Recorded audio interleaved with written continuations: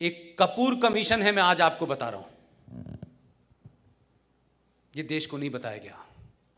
महात्मा गांधी के मर्डर के बाद 1969 में एक कपूर कमीशन बना है, उसकी रिपोर्ट नहीं सार्वजनिक की गई है।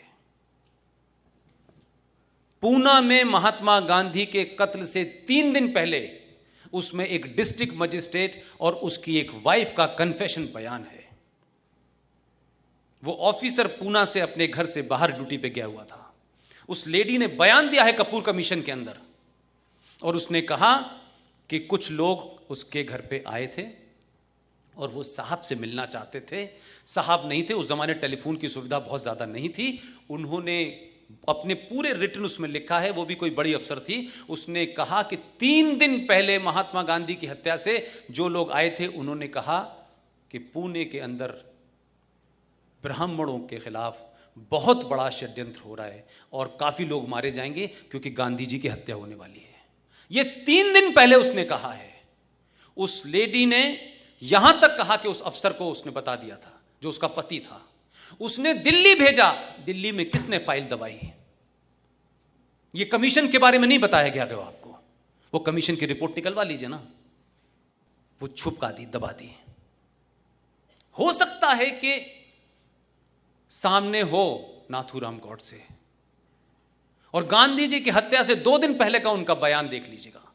ये सब कुछ अवेलेबल है। इन तथ्यों को देख करके देश में बदलाव हो रहा है या नहीं हो रहा, वो एक अलग इशू है, लेकिन कम से कम इस जनरेशन को सच तो पता चलेगा। उनकी हत्या से 2 दिन पहले गांधी ने कहा था कि ये कांग्रेस पार्टी को एक आंदोलन है, इसे समाप्त कर दिया जाए, इसे एक स्वयंसेवी संस्था बना करके समाज में काम किया जाए। जिन लोगों को राजनीति करनी है कोई दल बनाए, अलग से करें। लेकिन कुछ लोगों को लगा कि इस ये दल ही खत्म हो गया तो हमारी दुकान ही बंद हो जाएगी। उन्होंने गांधी जी को थ्रेट 2 बार किया,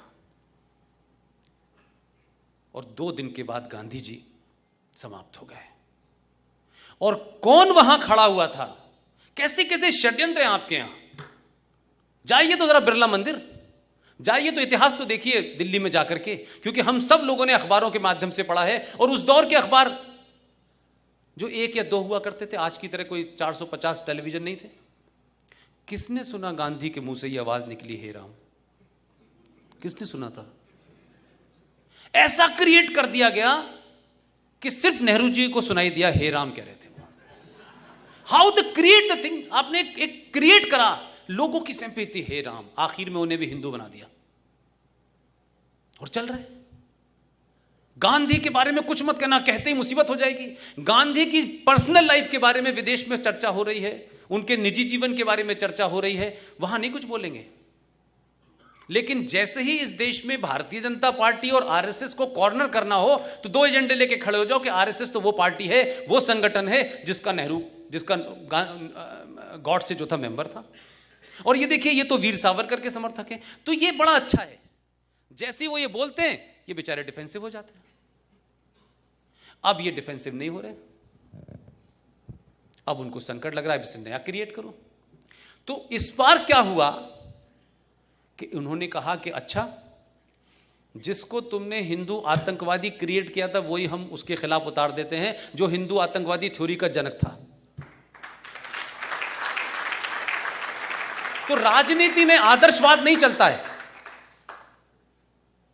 हम ये कहें कि राजनीति एक अलग चीज है, तो राजनीति के जो नियम हैं वो आपको अच्छे लगें या ना लगें, आप उसी से आप जीत सकते हैं। जब आप आदर्शवादी थे, ये तमाम संघ के लोग होंगे यहां, इन्हीं का संगठन, इन्हीं की Bharatiya Janata party political training लोग लेते हैं, जाते हैं। मैं गलत कह रहा हूं साहब? मैं गलत कह रहा हूं? आपसे जुड़े हुए लोग होते हैं, वो चले जाते हैं राजनीति में। जब वो राजनीति में चले जाते हैं तो उनका अपना एक राजनीति के खेल है। ये क्या कर रहे थे बेचारे? ये 5000 साल पुरानी अपनी आदर्श समाज में बेचारे जी रहे थे कि जैसे हम ईमानदार हैं, दुनिया भी ईमानदार होगी, और अगर नहीं होगी तो हमको देख देख के हो जाएगी। 100 साल से बेचारे ये कर रहे थे। तो जो स्वयंसेवक यहां से जाकर के जब राजनीति करने जाता था तो थोड़े बहुत तो उसमें गुण रहते थे इनके। तो जब तक ये आदर्शवाद से लड़े तब तक पार्लियामेंट में ये एक फूल दो माली थे। लेकिन जब इनको समझ में आ गया कि फुटबॉल के ग्राउंड में हॉकी के नियम नहीं चलेंगे, तो जब इन्होंने नियम बदले तो अब हाहाकार मचा हुआ है। ये दो घुमा रहे हैं भाई, ये दो चला रहे हैं। तो आपको 5000 साल पुराने हथियार से आज के इस्लामिक आतंकवाद को आप सामना नहीं कर सकते। अपनी सोच को बदलना होगा, अपने हथियार को बदलना होगा, अपने नैरेटिव को बदलना होगा, अपने लोगों को उस आदर्श समाज से बाहर निकालना होगा। वो आपका ख्वाब है कि जब आदर्श व्यवस्था हो जाए तो वैसे ही रहिएगा, लेकिन ये समाज आदर्श समाज नहीं है। जिनसे लड़ रहे हैं वो आदर्शवादी लोग नहीं हैं। एक आपकी राज्य का शहर है मुंबई, वहां भी बहुत सारे लोगों को डर लगता है। उसमें से एक शायर हैं जिनके मेरे बड़े भाई उनके क्लासमेट रह चुके हैं। उन्होंने अभी यकायक एक बयान दे दिया।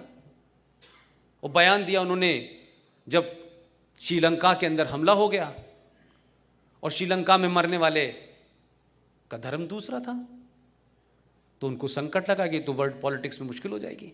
तो जब वहां पे बुर्के पे बैन लगाया तो हमारे यहां भी मंचलों ने कहा साहब बुर्के पे बैन लगना चाहिए। वैसे वो बगैर बुर्के भी रहे तो उससे कोई फर्क नहीं पड़ने वाला, लेकिन फौरन कह दिया साहब कि बुर्के पे बैन लगना चाहिए। तो वो पढ़े लिखे बोले, वैसे वो कहते मैं अथीस्ट हूं, मैं नहीं मानता, वो अथीस्ट हैं। उन्होंने फौरन बयान दे दिया शाम को कि साहब बुर्के पे लगेगा तो घूंघट पे भी लगना चाहिए, ये कहा उन्होंने। लेकिन आप में से किसी ने नहीं कहा। मैं तो इंदौर में कह के आया, पूरी ताकत से कह के आया, माफ़ करिएगा, कुरान मजीद के किसी पन्ने पे बुर्के का जिक्र नहीं है। और हमारे घूंघट पे तुम जब सवाल उठाओ तो ये ध्यान रखना कि हिंदुओं में घूंघट की परंपरा नहीं है। ये आप 700 साल पहले जब आए थे तो आपकी वैसी आंखों में जो सपना था उसको रोकने के लिए औरतों ने घूंघट लगाया। हमारी परंपरा नहीं है, हमारे शास्त्रों में नहीं है ये।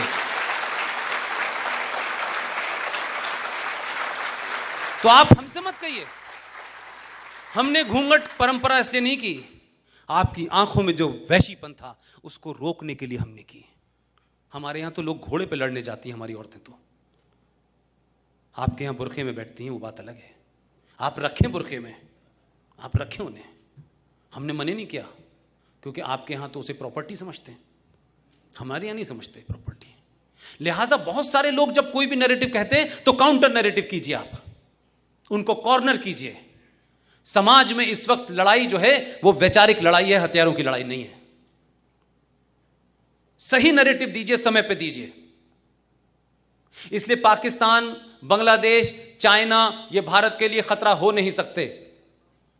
अपनी आर्मी पे ध्यान रखिए, अपनी आर्मी पे फख्र कीजिए। इतना सब कुछ हो जाने के बावजूद भी आपके ईस्ट में और आपके वेस्ट में रोज तीसरे दिन 4 बंदूकधारी जाते हैं और प्राइम मिनिस्टर को बंद कर देते हैं, कहते हैं मार्शल लग गया।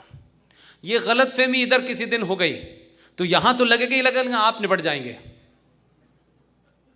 इसलिए इस बात का ध्यान रखें कि आपकी आर्मी फाइनेस्ट आर्मी है, क्योंकि आपकी आर्मी तो कई सारे काम करती है। कश्मीर में बाढ़ आ जाती है तो हुर्रियत के लीडर को भी बचाती है। वो अपने धर्म से नहीं हटती, उसको इस बात की चिंता नहीं होती कि ये गद्दार है, इसको मार देना चाहिए। उसका काम है वो अपना मैंडेट पूरा करती है, और आज भी सरकार ये हो या वो हो करती उसके अंडर में काम है। लेकिन चाइना, बांग्लादेश, पाकिस्तान, अमेरिका, दुनिया के किसी मुल्क को ले लीजिए, मेरा अपना जाती 12 साल का एक्सपीरियंस ये कहता है, इस मुल्क को, इस देश के अंदर करोड़ों गद्दारों से खतरा है, पाकिस्तान से खतरा नहीं है। गांधी जी के हजारों कामों के ऊपर सवाल उठ सकते हैं, डिबेट हो सकती है, ये ठीक किया गांधी जी ने, ये गलत किया। लेकिन ये कोई नहीं कह रहा कि वो भारत के राष्ट्रपिता नहीं है। ये राष्ट्रपिता कब बने, कब रेजोल्यूशन पास हुआ कि वो हमारे पिताजी हैं, ये हमें बताया नहीं गया। भाई हमें पता तो चल जाता कि हमारे पिताजी ये हैं। वो कब कौन सा रेजोल्यूशन पास हुआ और देश में कहां पे ये इतना बड़ा माहौल बना कि देश के सारे लोग उनको राष्ट्रपिता बनाना चाहते हैं। अपने देश को भरोसा दिलाया और पूरी ताकत से कहा कि पाकिस्तान अगर बना तो मेरी लाश पे बनेगा। मैं एक उसकी सिमिलरिटी नहीं खींचना चाहता, और उस दौर में बहुत सारे लोग थे जो गांधी जी को, उनकी क्या ताकत थी कि जब वो नोआखली के दंगों में गए तो जहां हिंदू मुसलमान लड़ रहे थे, हाथों में तलवारें थी लोगों के, लोगों ने हथियारों से हाथ से उनके तलवारें गिर गईं। गांधी जी के कहने से इतनी स्ट्रांग अपील थी। तो नाथूराम गॉडसे को भी लगा कि ये देश महफूज है, कम से कम ये गांधी के होते हुए नहीं होगा। आप में से किसी ने 15 अगस्त 1947 को जब इस दिल्ली में जश्न मनाया जा रहा था तो बंगाल में और पंजाब में क्या हो रहा था, ये किसी को अंदाजा है? ये क्यों नहीं देश को बताया गया? और हिंदुस्तान के कौन से डॉक्यूमेंट में लिखा है कि 15 अगस्त 1947 को भारत आजाद हुआ था? कोई डॉक्यूमेंट नहीं सरकार के पास। नेशनल आर्काइव दिल्ली में चले जाएं, उसमें लिखा है 15 अगस्त 1947 को ट्रांसफर ऑफ पावर हुआ है। लेकिन हम गीत गा रहे हैं आजादी के। लिहाजा गांधी जी ने जो भरोसा देश को दिया, कोई तस्वीर ऐसी याद है हिंदुस्तान के किसी छोटे बड़े अखबार में कि जिस दिन 15 अगस्त को झंडा फहराया जा रहा था तो गांधी क्या कर रहे थे? गांधी थे कहां, कहां बैठे हुए थे? कोई प्रतिक्रिया है उनकी? तो ये आजादी, जिसको आप आजादी कह रहे हैं, जिसको हम सब लोग आजादी समझ रहे हैं, जिसमें 21 लाख लोगों की सरकारी रिकॉर्ड के हिसाब से मौत हुई है, सबसे ज्यादा लाशें पंजाब से की, सबसे ज्यादा उसके बाद लाशें बंगाल में हुई। गांधी के हत्यारे की चिंता है लोगों को। 21 लाख लोगों का मर्डर हुआ, 21 लाख लोग मारे गए, उनका जिम्मेदार कौन है? उसकी भी कोई जिम्मेदारी लेगा कि नहीं लेगा? वो किसके खाते में जाएंगी भाई? और क्या इस देशवासियों से पूछा था आपने कि हम एक लाइन खींच देंगे पंजाब से और एक लाइन खींच देंगे बंगाल में और ये मुल्क को हम बांट देंगे? ये किसने तय किया था? कौन कॉन्स्पिरेटर थे? क्या गांधी जी को नहीं पता? क्या गांधी जी की सहमति से नहीं हो रहा था? कि गांधी जी को नहीं पता था कि कौन कौन लोग इसमें शामिल हैं? तो गांधी जी की क्या प्रतिक्रिया थी भाई? अंबेडकर से उनका किसी बात पे विवाद हो गया तो अंबेडकर जी के पास पहुंचे और कहा कि मैं आपकी बात से सहमत नहीं हूं, और धरने पे बैठ गए। तो अंबेडकर जी के शब्द हैं, उन्होंने कहा, गांधी जी आपकी जरूरत इस देश को है, आप अनशन मत करिए, मेरी बात ठीक है, लेकिन क्योंकि आप देश के लिए जरूरी हैं इसलिए मैं आपकी बात की वजह से अपनी बात वापस ले रहा हूं। फिर एक दूसरी घटना घटी जब सुभाष चंद्र बोस को कांग्रेस का अध्यक्ष बनाया गया, तब भी गांधी जी ने धरना दे दिया। मैं आज पूछता हूं 2019 में, गांधी जी जब जिन्ना अपनी जिद पे अड़ गया था कि पाकिस्तान को बांटेंगे, तो आप उसके सामने धरने पे क्यों नहीं बैठे थे?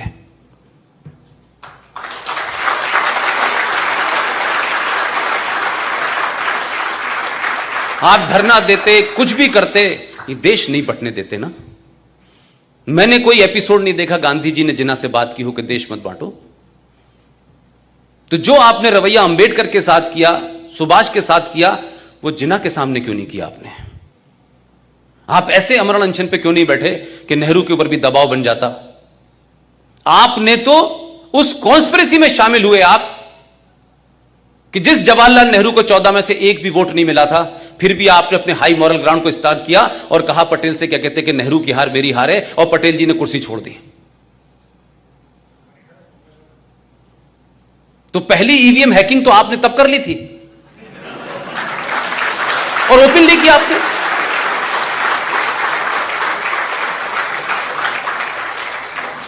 तो हम किसी आदमी को एक देवता की जगह बैठा दें और फिर उससे कहेंगे जो तुम कर रहे हो वो ठीक है, और उस पर सवाल उठाएंगे तो लोग कहेंगे देखिए साहब गांधी जी के बारे में, गांधी जी ऐसे थे। भाई गांधी जी को क्रिएट किया गया, मेरा मानना यह है। अंग्रेजों को कोई पागलपन का दौरा नहीं पड़ा था कि उनके अपना एक अंग्रेज जो कलेक्टर था उसने कहा कि मैं कांग्रेस पार्टी की नींव रखता हूं, A.O. ह्यूम, और तुम हमें मारना और हमें यहां से भगा देना। इतनी सहमति तो मैंने कहीं नहीं देखी आज तक। और मैं कहूं कि पूरी कांग्रेस पार्टी का चरित्र देखें अगर आप, ठीक है कि उसमें बहुत सारे लोग गए, फिर वापस निकल आए, फिर अलग अलग जगह चले गए, लेकिन कांग्रेस पार्टी का पूरा जन्म और कांग्रेस पार्टी की अप्रोच में कुछ लोगों को आप देखें कि जैसे ही इस देश में गरम दल का जैसे ही वो आगे बढ़ता था, तत्काल गांधी जी अनशन, अहिंसा, हम ये नहीं करेंगे, हम वो नहीं करेंगे। जब भी मैंने देखा कि ये ताकतें आगे बढ़ी, गांधी जी खड़े हो गए बीच में आके। और वही ग्रुप जिसे मैं चंडाल चौकड़ी कहता हूं, वही उनके साथ थी। सुभाष बाबू के मामले में गांधी जी ने अनशन किया था, वीर सावरकर के लिए अनशन किया था। तो जो लोग दिल्ली में थे और दिल्ली में सुबह सुबह लिखते थे लेटर टू डॉटर मॉर्निंग, दोपहर में भी लिखते थे, शाम में भी लिखते थे। अंग्रेज पूछता था ब्रेकफास्ट में क्या लेंगे और फिर खाने में क्या खाएंगे। ऐसी जेल अल्लाह करे पूरे देश को दे दे। और एक आदमी, हजारों लाखों लोग अंडमान से लेकर सब जगह थे, उनकी कहीं इस देश में जिक्र नहीं है। तो हम ये माने कि जो हमने नींव रखी है इस भारत की, ये एक बार ढह जाए तभी ठीक है, ये बगैर ढहे नहीं हो सकती।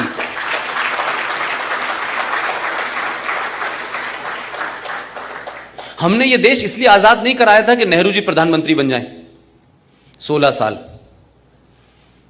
और उनकी ताजपोशी जब मुमकिन होती है, जब इस देश के एक आदमी को, आज के रिकॉर्ड में अगर कहूं तो 1945 में उस आदमी को अंग्रेजों से मिलकर नहीं हटाया गया। क्या सुभाष चंद्र बोस 1945 में गायब हुए, उसमें नेहरू जी के अलावा दूसरी फोर्सेज नहीं थी? और ये बात मैं इसलिए कहता हूं कि अब से 6 महीने पहले जो हम लोगों की पिछले 4 साल से लड़ाई चल रही थी, वो पूरे तौर पे समाप्त हो गई। आप सबको पता होगा कि 6 महीने पहले हम लोगों ने सुभाष चंद्र बोस के सिलसिले से जो सिलसिला चल रहा था कि उनके सारे डॉक्यूमेंट को डीक्लासिफाई किया जाए, वो क्लासिफाई भी हुए। लेकिन बड़ी लड़ाई यह थी कि भारत का प्रधानमंत्री पहली बार आजाद भारत में 15 अगस्त के अलावा 21 अक्टूबर को जब सुभाष चंद्र बोस ने यूनाइटेड भारत में आजादी की घोषणा की थी, उस वक्त मेरा ख्याल है कि दुनिया के 11 देशों ने उसको मान्यता दी थी। यह डर कांग्रेस के लोगों को लगा कि हम तो ट्रांसफर ऑफ पावर में बैठे हैं कि हमारा नंबर आने वाला है, ये बीच में कहां से आ जाएगा। तो क्या कॉन्स्पिरेसी हुई कि 43 से 45 तक सुभाष गायब हो गए, और अभी 6 महीने पहले जब भारत के प्रधानमंत्री 21 अक्टूबर को भारत के लाल किले पे 15 अगस्त के अलावा दोबारा गए और झंडा फहराया।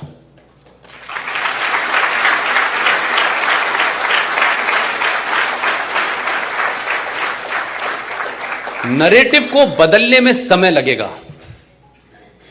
अगर यह भारत आज बन रहा होता तो आपकी लड़ाई बहुत मुश्किल नहीं होती। समस्या यह है कि हमारे घर में हमारे ही बच्चे, हमारे ही जनरेशन के लोग पिछले 70 साल से जो उनको इंजेक्ट किया गया है इतिहास के नाम पे, उनके अंदर से उसको हटा करके उसको गलत साबित करके जो सही बात है वहां तक पहुंचने में एक लंबा समय लगेगा। इसलिए यह लड़ाई ज्यादा लंबी है। इसलिए गांधी जी का नाम लेते ही कुछ लोग चिल्लाने लगते हैं। इसलिए जैसे ही वीर सावरकर का नाम आता है वो गद्दार था।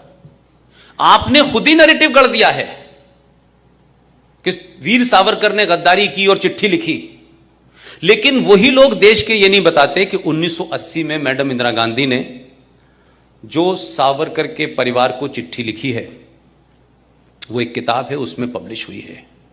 उसमें उन्होंने कहा है कि सावरकर भारत की धरती का वो सपूत है जिसने भारत की आजादी में बहुत बड़ा रोल प्ले किया है। उसके वारिस कह रहे हैं, उसके परिवार के लोग कह रहे हैं, और उसकी पार्टी ये कह रही है कि सावरकर ने तो माफी मांगी थी। अब एक नैरेटिव बन गया है, तो उस नैरेटिव को हटाने में समय लग रहा है।